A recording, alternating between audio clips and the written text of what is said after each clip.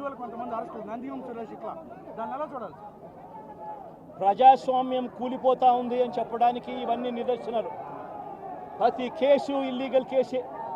ప్రతి కేసులోనూ కూడా వీళ్ళే బెదిరిస్తూ ఉన్నారు, అవతలోడు బెదిరిస్తూ ఉన్నాడు అని చెప్పి వీళ్ళే కేసులు పెడతా ఉన్నారు. అసలు బెదిరించేది ఎవరిని బెదిరిస్తూ ఉన్నారు? ప్రతి విషయంలోనూ వీళ్ళే.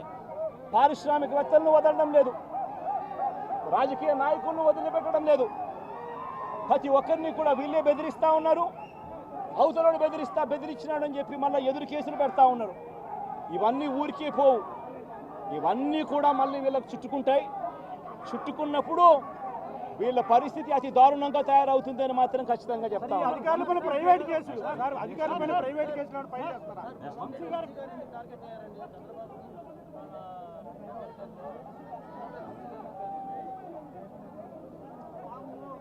వంశీని ఎందుకు టార్గెట్ చేస్తూ ఉన్నారు అనేది చంద్రబాబు నాయుడు గారికి వంశీని చూస్తే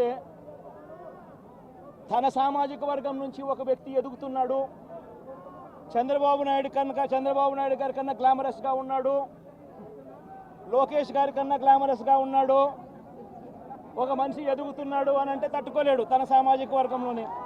అందుకనే కొడాలని నేను చూసినా ఆ మనిషికి జీర్ణించుకోలేని ఆక్రోశము, వంశీని చూసినా కూడా జీర్ణించుకోలేని ఆక్రోశము. ఎందుకంటే చంద్రబాబు నాయుడు గారి కన్నా చక్కగా ఉంటారు కాబట్టి వీళ్ళిద్దరు. అవినాష్ కూడా పాపం ఎప్పుడో ఒకసారి టార్గెట్ అవుతాడు, ఎందుకంటే లోకేష్ కన్నా చక్కగా ఉన్నాడు కాబట్టి. ఇది చంద్రబాబు నాయుడు గారి మనస్తత్వం. ఆయన కొడుకు ఆ సామాజిక వర్గంలో వాళ్ళు మాత్రమే లీడర్లు. వాళ్ళకి ఎవరైనా పొరపాటున వాళ్ళకు అనుకూలంగా లేకపోతే సామాజిక వర్గం నుంచి వాళ్ళని వెలేయడము. ఇదే చంద్రబాబు నాయుడు గారు, రామోజీరావు, ఆంధ్రజ్యోతి రాధాకృష్ణ, TV5 వీళ్ళు ముగ్గురు. నిజంగా ఇది ఒక మాఫియా రాజ్యం. చంద్రబాబు నాయుడు అనే వ్యక్తిని ముఖ్యమంత్రిగా చేయడం కోసం, చంద్రబాబు నాయుడు అనే వ్యక్తికి ఓట్లు వేయించడం కోసం ఒక మాఫియా సామ్రాజ్యం వీళ్ళంతా.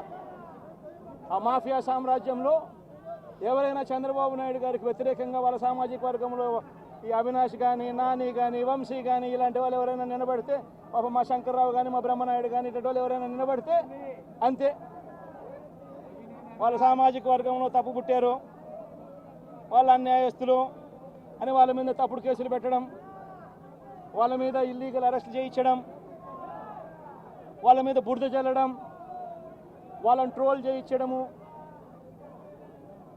ఇవన్నీ కూడా చంద్రబాబు నాయుడు గారి నైజం, లోకేష్ గారి నైజం చూపిస్తుంది. ఇవన్నీ కూడా తప్పుడు కేసులు పెట్టిన అధికారుల పైన మీ పార్టీ పోరాటం ఏమైనా ఉంది? In fact few